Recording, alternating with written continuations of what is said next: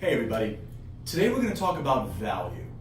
When we're growing our businesses, we're really doing it in two ways. One is by recruiting, right? Most companies spend a lot of their time and energy focused on how do we recruit more people. What we're going to focus on today is what happens after that. Because the multiplier effect of your recruiting is really a factor of what kind of a value you can give to and get from your reps and customers during the life cycle that they're going to be with you. So from the point you recruit them until the point that they stop their relationship with your brand. How do we think about this? Well, there's a really simple way with customers, right? This is something that's been done for many years across many industries. The way that we value customers is very simple, right? How many dollars have they spent with us from the moment they got started with us to the date in their life cycle? But when we look at reps and companies are trying to value their reps, generally what we find is that they're doing it by looking at people's rank. What kind of a rank has this person achieved in your compensation plan, for example? Now, you might also do it by some type of volume points or something like that, but if you're looking at customer dollars and you're not looking at rep dollars, now you're kind of creating this bifurcation that's going to make a lot of your analytics and a lot of your analysis way more complicated. So what we've done is try to simplify that idea. And we've created a concept that we call VTD, or value to date. How much money any individual in your database, whether they be a customer or a rep, has been responsible to bringing you today. And if you added up the VTD of every person, it would equal your revenue. So now you're getting everyone's proportionate slice of your revenue as a way of understanding their value. And if our job as a company is to try to maximize this VTD for as many of our people as possible, how do we go about doing that?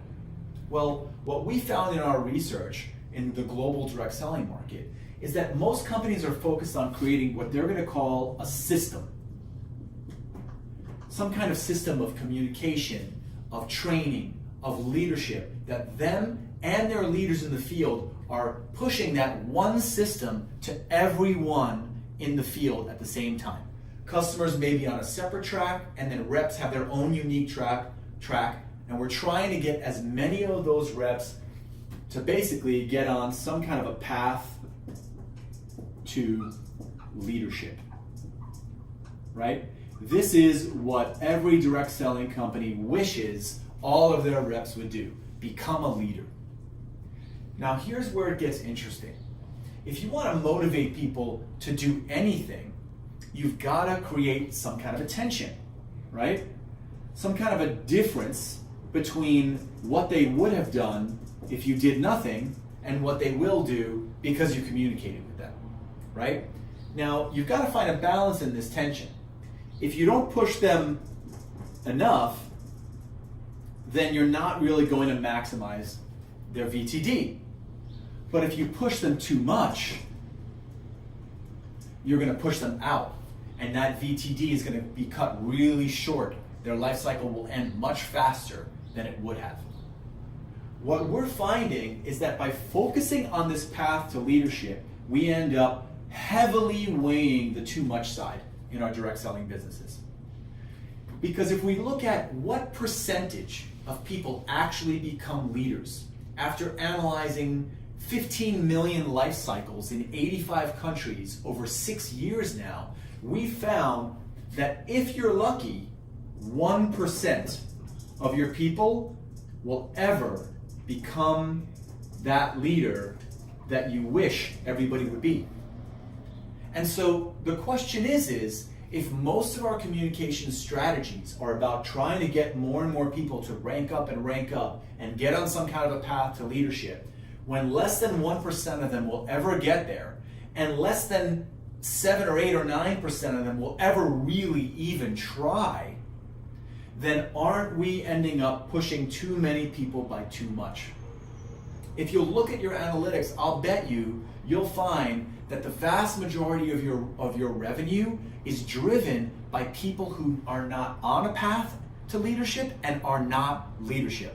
meaning their actual individual sales, all put together, is nothing, is so much more than what the actual leaders do in personal volume. Now I know it gets more complicated than that, but stick with me here. Thinking about this tension, if the answer is too much, then how do we find that sweet spot where you're communicating just enough to be able to maximize the VTD of all your people? Here's the rub. It's impossible. The reason why is because one system to rule them all is the problem. What we've discovered is that there are simply too many different types of people that have too many different types of capacities, skill sets, and other types of diversity in your field right now for any one system of training to possibly be able to work on all of them. So you've got to focus on segmentation. You've got to find out how many unique pathways are there that your people are going through the business in, and how do you maximize each one of those pathways for who they are. Some of those pathways will be a path to leadership, some of them will be leaders, and the vast, vast majority of them will not be. And if you keep on focusing on path to leadership, you're pushing those people too much. How do you find that sweet spot? Through segmentation. You'll find some of our other videos on YouTube through segmentation, and we're going to go even deeper into this in a life cycle analysis in another video. But for now, thanks for listening.